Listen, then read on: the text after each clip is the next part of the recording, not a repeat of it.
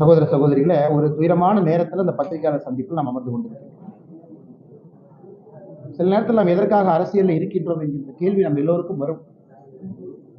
பவர்களாக இருக்கிறோமா, இல்லை நாமளும் 10-11 இருக்கிறோமா, இல்லை அரசியல் எதுவுமே நடக்காத ஜனநாயகத்தில் ஒரு பிரச்சனை வந்தவுடன் ஒரு மாதம் கழிச்சு இன்னொரு பிரச்சனை வரும், மக்கள் எல்லாத்தையும் மறந்துடுவாங்க. ஆனால் கொஞ்ச நேரம் பேசாமல் இருங்கண்ணே, சேர்ல உட்காருங்கண்ணே, கொஞ்ச நேரம் பேசாமல் சேர்ல உட்காருங்க. ஒரு பிரச்சனை வந்தவுடன் ஒரு மாசம் கழிச்சு அடுத்த பிரச்சனை வரும், இதை மறந்துட்டு அடுத்த பிரச்சனைக்கு போயிடும். அப்புறம் பாரதிய ஜனதா கட்சி ஏதாச்சும் கையில் எடுத்ததுன்னா ஹிந்தி திருப்புன்னு சொன்னாங்கன்னா அதை ஒரு மாசம் நாங்கள் ஹிந்தி திருப்பு இல்லை இல்லைன்னு சொல்லுவோம். வடக்கு தெற்குன்னு சொன்னாங்கன்னா ஒரு மாசம் நாங்கள் வடக்கு தெற்கு இல்லை இல்லைன்னு சொல்லுவோம். பாதி நேரத்தில் நானே என்னை இந்த கட்சியினுடைய தலைவராக கேட்டிருக்கேன், உண்மையாலுமே நம்ம தமிழ்நாட்டில் அரசியல் தான் பண்ணிட்டு இருக்கோமா? நம்ம செய்யக்கூடிய அரசியல் மக்களுக்கு பயன்படுதா, இல்ல சித்தாந்தம் சித்தாந்தம் என்று தொங்கிக் கொண்டு ஏதோ ஒரு விஷயத்தை பேசிட்டு இருக்கிறோமான்னு பல இடத்தில் நானே எனக்கு கேள்விகள் கேட்பேன். இன்று காலையிலிருந்து எனக்கு நான் கேட்கக்கூடிய கேள்விகள முக்கியமான கேள்வி, நான் அரசியலே தொடர வேண்டுமா என்கிற கேள்வி. தமிழகத்துல பட்ட பகல்ல ராஜ்பவன்ல இருந்து 1.5 கிலோமீட்டர் தொலைவில் அண்ணா யூனிவர்சிட்டிக்குள்ள ஒரு பில்டிங்க்கு பின்னாடி, அதுவும் குறிப்பாக அந்த கிறிஸ்துமஸ் இரவு எல்லோரும் பேட்ரோல்ல நைட்டு வந்து மாஸ் இருக்கு, ஸ்பெஷல் மாஸ் எல்லாம் 2 குழந்தைங்க ஸ்பெஷல் மாஸுக்கு போயிட்டு வர்றாங்க, போகணும்னு நினைக்கிறாங்க, அந்த இடத்துக்கு போகணும்னு நினைக்கிறாங்க. அந்த குழந்தைகளை எந்த அளவுக்கு கொடூரமாக சித்திரவதை செய்து எதற்காக ஒரு பெண்ணாக இந்த பூமியிலே பிறந்தோம் என்று சிந்திக்க வைக்கும் அளவுக்கு ஒரு கொடூரமான செயல் சென்னையில நடந்திருக்கு. அது வழக்கம் போல அது அரசியல் ஆயிடுச்சு. அதனால் பாரதிய ஜனதா கட்சி அதை வன்மையாக கண்டிக்கின்றோம் என்று சொல்வதை விட எங்களுடைய அரசியல் பாதையை தீர்மானிக்க வேண்டிய தருணமாக இந்த நிகழ்வை நான் பார்க்கின்றேன், கருதுகின்றேன். தமிழகத்தில் பெண் குழந்தைகள், பெண்கள் பாதுகாப்பா இருக்காங்களான்னு கேட்டீங்கன்னா நிச்சயமா இல்லை. அவர்கள் மீது நடக்கக்கூடிய குற்றங்கள் ஒரு நாள் அதிகமா தான் இருக்கு, எப்பவுமே குறையலைங்க. இதை பொறுத்தவரை முக்கிய குற்றவாளி திராவிட முன்னேற்ற கழகத்துல ஒரு பொறுப்புல, கைதை பகுதியில ஒரு பொறுப்புல, வட்ட பொறுப்புல இருக்கக்கூடிய ஒரு ஆள்.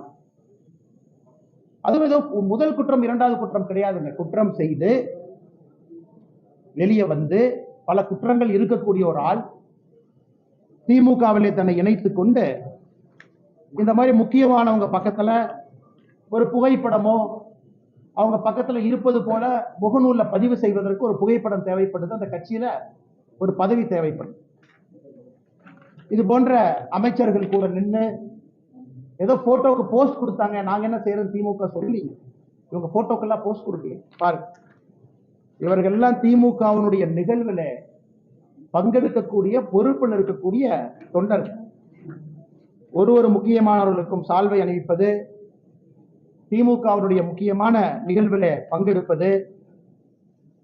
எங்க பாருங்க, மக்களுக்கு சாப்பாடு போடுறேன்னு சொல்லி சாப்பாடு போட்டிருக்காரு பாருங்க திமுக சார்பாக. அமைச்சர்களோடு கட்சி பொறுப்பாளர் இல்லைன்னு சொல்றாங்க, இந்த பத்திரிகை அன்பர்களுக்கு கொடுக்குறோம். கட்சி பத்திரிகையில அவருடைய பெயர் பொறுப்போடு இருக்கும் பாருங்க. இந்த பத்திரிகை, இந்த கட்சி பத்திரிகை உங்களுக்கு இந்த பத்திரிகையாளர் சந்திப்பு முடித்த பிறகு தருகின்றோம், பாருங்க கட்சி பொறுப்பை பாருங்க, பேரை பாருங்க. ஏன்னா உங்களால ஜூம் பண்ணி பார்க்க முடியாது. முரசொலியில அவரை பற்றி வந்திருக்கக்கூடிய பொறுப்புன்னு இருக்கக்கூடிய அந்த மனுஷனை பாருங்க. ஆனா இன்னைக்கு நாம் என்ன சொல்றோம்னா, திமுக தான் இருந்தாரா, இல்ல பாரதிய ஜனதா கட்சி வேலை இல்லாம இந்த அண்ணாமலை ஏதோ ஒன்று நேற்று வந்து கிளப்பிட்டு சொல்லிட்டு இருக்காரா? எங்களுடைய குற்றச்சாட்டு அவர் திமுக இருக்கிறது குற்றச்சாட்டு இல்லைங்க. ஒரு குற்றவாளி இதே போல ஒரு கொடூர செயலை செய்தவன் திமுகவிலே தன்னை இணைத்துக் கொண்டு அமைச்சர்கள் பக்கத்தில் நின்று அங்க இருக்கக்கூடிய லோக்கல் போலீஸ் ஸ்டேஷனுக்கு நான் திமுக காரன் அப்படிங்கிற புகைப்படம் தேவைப்படுது. அதை வைத்து அந்த போலீஸ் ஸ்டேஷன்ல இருக்கக்கூடிய ரவுடி ரெஜிஸ்டர்ல அந்த பேர் வரக்கூடாது. ரவுடி ரெஜிஸ்டர் பேர்ல இருந்தா 21 நாளைக்கு ஒருக்கா நீங்க போலீஸ் ஸ்டேஷனுக்கு கூப்பிடுவீங்க, என்னப்பா பண்ற, இந்த மாசம் பேங்க் அக்கௌண்ட் எவ்வளவு பணம் வந்துச்சு, ஏன்னா நானும் காவல்துறையில 9 ஆண்டுகள் குப்பை கொட்டி இருக்கின்றேன். பக்கத்து வீட்டுக்காரனை வந்து சாட்சி சொல்ல நீ ஒழுக்கமா இருக்கேன்னு கையெழுத்து போட சொல்லி, ரவுடி ரெஜிஸ்டர் நடக்கக்கூடிய, ரவுடி பெயரில் நடக்கக்கூடிய விஷயங்கள், அதுக்கு போகக்கூடாது என்பதற்காக இந்த புகைப்படம் தேவைப்படுகிறது. அரசியல் அங்கீகாரம், அடையாளம் தேவைப்படுது. அதை வைத்து மறுபடியும் ஒரு குற்றத்தை செய்திருக்கிறான். இதுதான் எங்களுக்கு கோவம். அவன் திமுக இருக்கிறது எங்களுக்கு கோவம். திமுக என்கின்ற கட்சி போர்வை இன்னைக்கு குற்றம் செய்வர்களுக்கு தேவைப்படுகிறது. அங்க இருந்து அப்படியே அமைச்சர் பக்கத்துல போனாவே அந்த லோக்கல் ஸ்டேஷன் ஹவுஸ் ஆபீசருக்கு, கிரைம் கான்ஸ்டபிளுக்கு, இன்டெலிஜென்ஸ் பார்க்கக்கூடிய ஹெட் கான்ஸ்டபிளுக்குல தெரியும், அவன் திமுக இருக்கானே, அந்த பையன் நல்ல பையன், அமைச்சர் கூடவே சுத்துறானே, அந்த பையன் நம்ம ஸ்டேஷன்ல கூப்பிட்டு ரவுடி பரேட் நடத்தினா நம்மளே வச்சு செஞ்சு தண்ணி இல்லாத காட்டுக்கு மாத்திடுவாங்கன்னு. திமுக என்கின்ற போர்வை இருந்தனால மட்டும்தான் இந்த அக்யூஸ்ட் அந்த பொண்ணு மேல கை வச்சிருக்கான். இது வெரி சிம்பிள். இது மூளை இருக்கக்கூடிய, ஆறறிவு இருக்கக்கூடிய எந்த மனிதனுக்கும் கூட தெரியும்.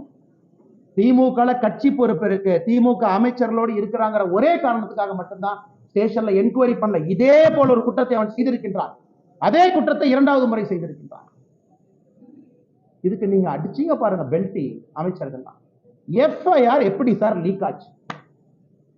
இந்தியா முழுவதுமே crime criminal tracking network system CCTNS எல்லா போலீஸ் ஸ்டேஷனும் இணைக்கப்பட்டிருக்கிறது fibre optic cable. Data entry பண்ணோடனே மாஸ்டர் சர்வருக்கு போகும். அது ஒரு கண்ட்ரோல் ரூமுக்கு ஒரு எஸ்பி இருக்கார், இன்ஸ்பெக்டர் இருக்கார். எப்படி அந்த எஃப்ஐஆர் வெளியே வந்துச்சு? போலீஸ் டிபார்ட்மெண்ட்டை தவிர அந்த எஃப்ஐஆர் யாரும் வெளியே விட முடியும்? எல்லாமே இன்டர்நெட் புரோட்டோகால் ப்ரொடெக்டட். அவ்வளவு ஈஸியா ஹேக் பண்ண முடியாத சிஸ்டத்தை. அது ஒரு எஃப்ஐஆரா சார்? ஒரு படிக்காத எழுதுனா கூட ஒழுக்கமா ஒரு எஃப்ஐஆர் எழுதுவோம்.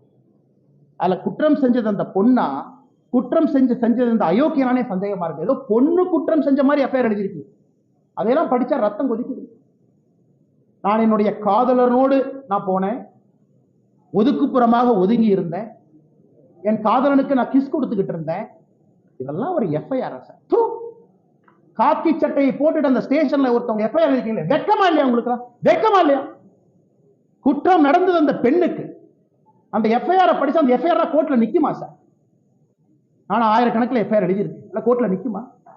அந்த பொண்ணு ஏதோ தன்னுடைய காதலனோடு பிரைவேட்டா ஒரு மொமெண்ட்டை ஸ்பெண்ட் பண்ணதாகவும் கிஸ் கொடுத்துக்கிட்டு இருந்ததாகவும், இவன் புதர் மறைவிலிருந்து வெளியே வந்து புகைப்படத்தை எடுத்து மிரட்டி, என்ன சார் என்ன இதான் ஒரு எஃப்ஐஆர் டிராஃப்டிங்கா?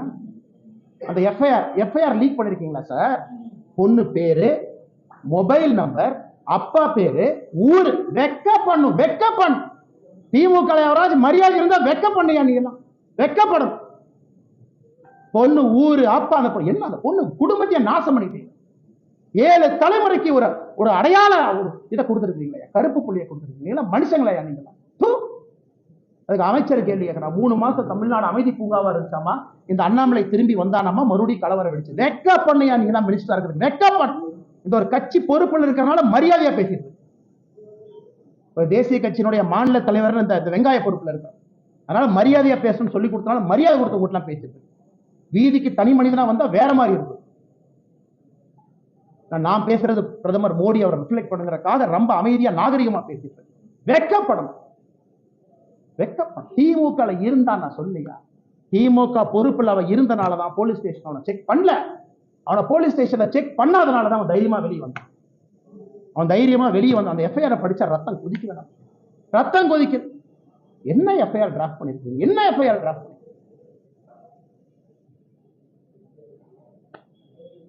கேட்டா தமிழ்நாடு அப்படி இருக்கு, இப்படி கேட்டா வடக்கு தெற்கு வடக்கு தெற்கு எத்தனை நாளைக்கு அந்த இளவுல சாவறது? எத்தனை நாளைக்கு சாவறது? 60 வருஷமா வடக்கு தெற்கு. நாளைக்கு காலையில் இன்னும் ஆரம்பம் பண்ணுவாங்க திமுக. டாக்ஸ் கொடுக்கல, மயிர் கொடுக்கல, மட்டை கொடுக்கல. அது உட்காந்து காலங்காத்தால பிரஸ் மீட்ல வேலை இல்லாம நானும் பேசிக்கிட்டு இருப்பேன். இவ்வளவு கொடுத்தோம், இவ்வளவு டாக்ஸ் அளந்து கொடுத்தோம், இவ்வளவு அள்ளி கொடுத்தோம். மக்கள் பிரச்சனை யாராச்சும் பேசுறோமா? ஐயா, தமிழ்நாடு அரசியல மக்கள் பிரச்சனை பேசுறோமா? சாரி துப்புரமா இருக்கு அரசு, சாரி துப்புரமா இருக்கு. அதனால்தான் இதற்கு ஒரு முடிவு கட்ட வேண்டும் என்று முடிவு செய்திருக்கிறோம். இந்த அரசியல் நீ ஆகாதுங்க, இந்த அரசியல் ஆகாது. ஆனால் மாநில தலைவராக, இந்த கட்சியினுடைய தொண்டனாக நான் ஒரு சங்கல்பம். ஐயோ கட்சினா வந்து ஆர்ப்பாட்டம் பண்ணுவாங்க. எத்தனை ஆர்ப்பாட்டம் பண்றீங்க? சென்னையில ஆர்ப்பாட்டம் பண்ண போனா முன்னாள் ஆளுநர் அரெஸ்ட் பண்ணி உள்ள வச்சிருக்கேன், நாயை பிடிக்கிற மாதிரி பிடிச்சு. மாநிலத்தினுடைய துணைத் தலைவர் கருணாகராஜன், எங்களுடைய சகோதரர், எத்தனை டைம் பாரதிய ஜனதா கட்சி எத்தனை டைம் அரெஸ்ட் பண்ணுவீங்க? நாங்க எங்களுக்கு தனியா எங்களுக்கு வீட்டுக்கு ரோடு போடுங்க ஆர்ப்பாட்டம் பண்றோமா? இல்ல எங்க வீட்டுக்கு தண்ணி சிறுவாணி தண்ணி வரலின்னு ஆர்ப்பாட்டம் பண்றோமா? கைது பண்ணி நைட்டு 11:30 வரைக்கும் டாய்லெட் இல்லாத மண்டபத்துல பார்த்து அடைச்சு வச்சு எத்தனை சித்திரவதை தொண்டாங்க பண்ணிப்பா.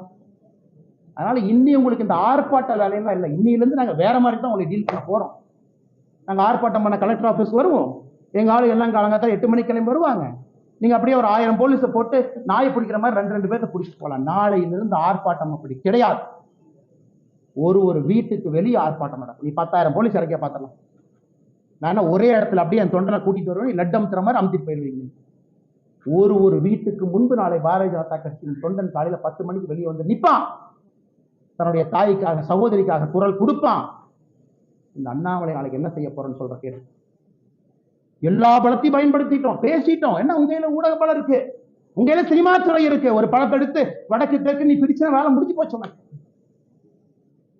உங்க கையில எல்லாம் விருது கொடுக்கறதுக்கு பேசுறதுக்கு ஆள் இருக்கிறாங்க. சமூக நீதினு பேசுறதுக்கு 10 பேர் இருக்கான்.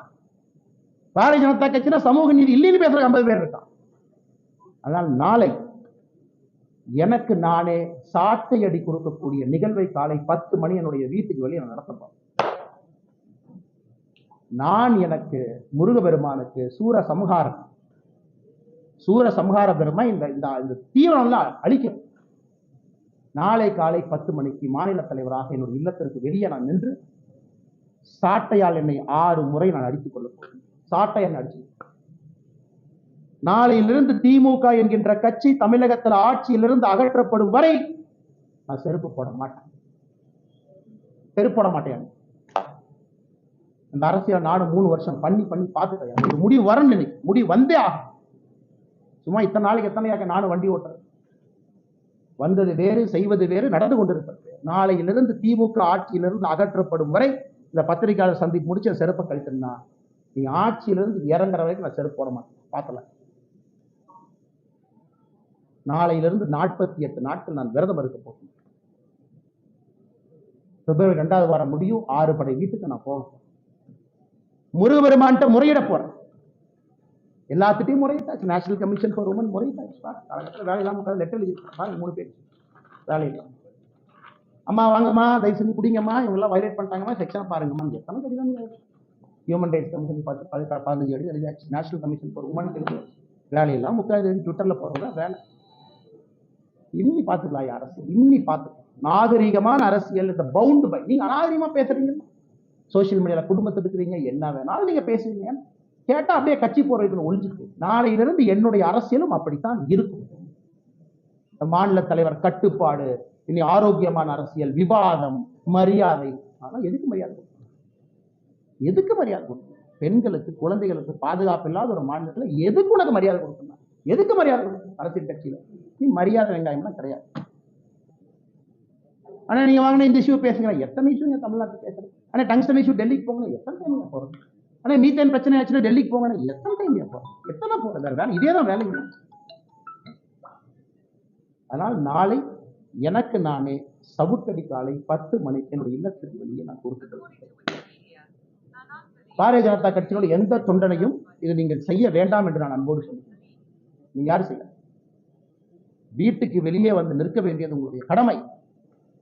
ஒரு சகோதரியோடு, சகோதரனோடு, அவர்களோடு நாங்கள் இருக்கின்றோம் என்று உணர்த்த வேண்டியது நம்முடைய கடமை.